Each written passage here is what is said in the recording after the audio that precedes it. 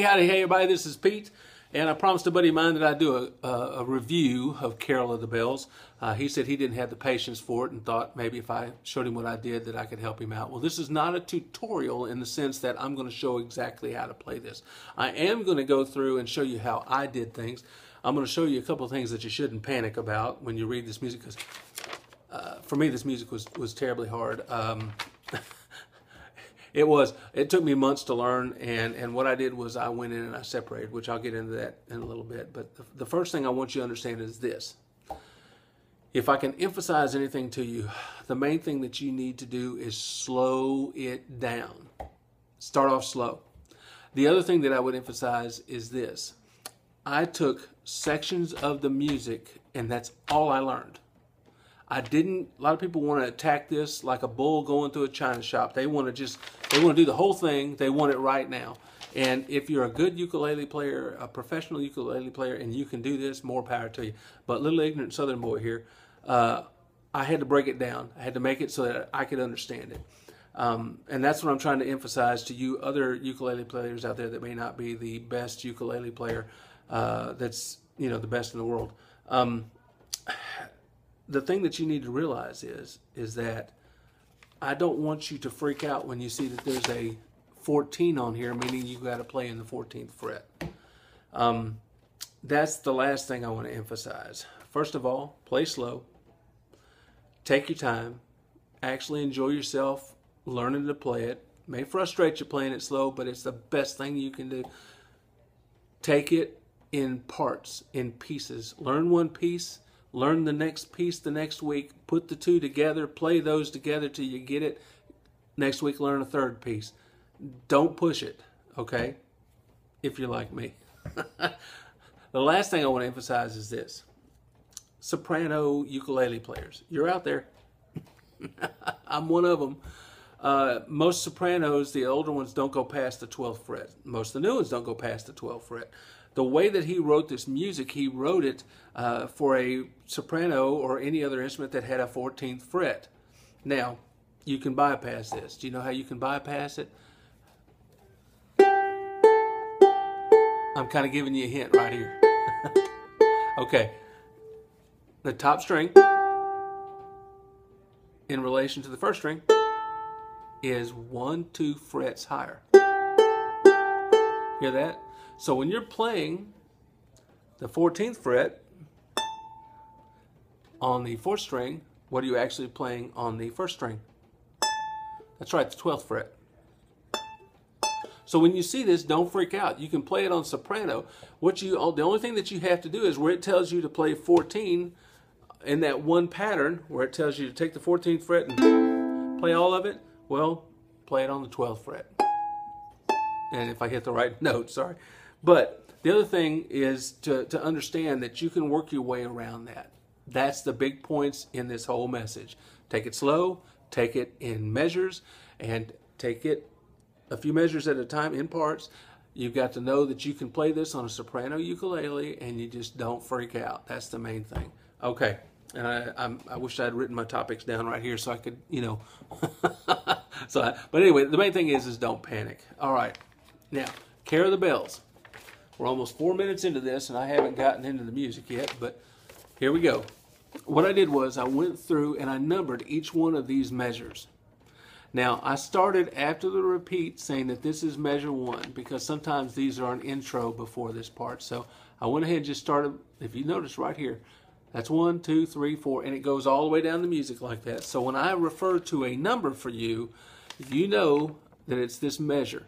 Okay, the particular corresponding measure on the page. Now, what I did was I went through and I looked at from the beginning, and I realized that this was one particular part of music, and I said, all right, well, it changes here, so I drew a line here, and I said, I'm only learning this. So I learned the first 3 measures the first week, and I got to tell you, that's the easiest ones. Out of this whole music, the first 3 is the easiest. All right. Then I started from that line and I went all the way down to this line, because basically the 4 measures after this are to there, and then it repeats itself the rest of the way. The next 4 measures repeats itself. And in that particular measure, what he's trying to do is if you listen, you're going to you're going to have the same finger pattern that you had in the first 3 measures, which is... Okay, if I play it right. And I must apologize. I've made a bunch of videos. All of them have been about 10 minutes, and I quit then, and I'm trying to make it faster now, so bear with me. Okay, nobody wants to sit through a 10-minute video. Okay, your finger pattern for the first 11 measures, I think 11 measures, is basically your first finger on the 5th fret, 4th string, the 3rd finger on the 7th fret, 2nd string. That's gonna, and you're working around that. You're walking down the fretboard from there up there, and the first 3 measures are. That's what it is. And then what he does is you take your pinky and every other finger and you walk down the fretboard.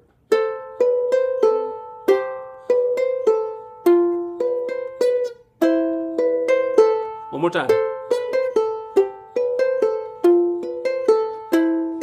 And you're just taking your pinky and you're walking down that 3rd string. From the 12th measure to the 19th measure, you're kind of going back up.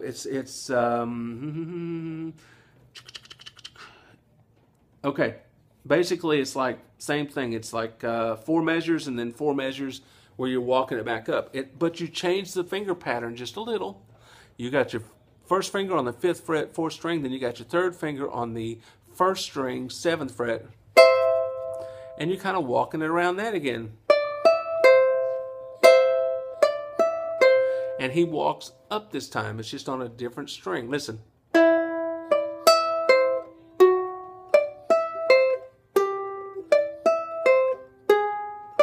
Again.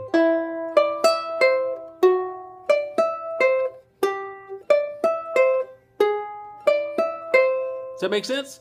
Okay. Then when you get down to about your 20th fret, all heck breaks loose. That's when I start talking about the 14th fret. And that part is not really that bad. Once you realize what he's doing, I went ahead and I made it into the 12th fret. Now what I do is I kind of turn my hand sideways on this 12th fret, put my first finger up here on the 4th string, 12th fret, take my 2nd finger and I put it on the 1st string, 12th fret, and then I put my 3rd finger right there on the 2nd string, 13. Okay? You'll understand why in just a second. Kind of like a modified G chord. So, all right, sounds wonderful, doesn't it? That's what it's supposed to sound like. That pattern, he's having you do that with the 14th fret, and you're going back and forth. If you just leave it like this, then down to the 7th fret.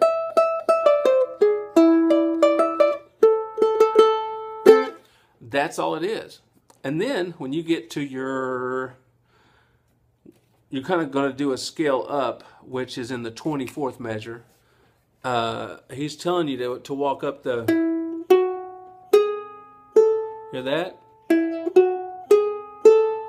Can you see that? I mean, I don't know if you're going to be able to do this or not, as far as watching my fingers.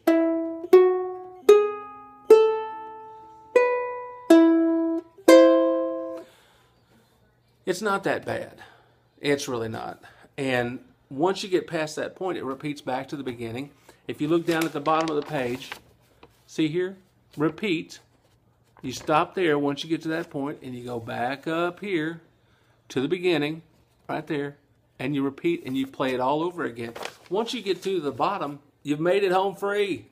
Go play it again and then finish the song. The other thing is, at the very end, if you look at this, which I'm sorry, I'm not doing a very good job at this, but if you look at this, it's harmonics. What he's telling you to do is to go on the 12th string on the fret between the 12th and the 13th fret. That's all it is. If I can do it right.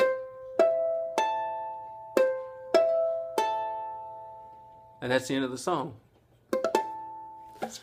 That's all it is. It's not easy by any means, don't get me wrong. And I know I'm pushing 10 minutes again, even with this version. I'm so sorry. It's not an easy piece of music. You can do it. Anybody can do it. If I can do it, anybody can do it. But you got to remember, you got to play it slow. Break it down into playable pieces. Don't freak out when you get to the part where it talks about using the 14th fret if you have a soprano. If you don't, you'll know exactly what I'm talking about. I will tell you that it's easier. I've got all the frets. It's easier to play it the way I just showed you with that modified G chord. Why don't you give it a shot? Why don't you download the music and give it a shot? Anyway, I hope this was some help, and I hope that you take a chance and try to learn it too. Anyway, hey Brian, I gave it a shot, buddy. Take care, brother. We'll see y'all later.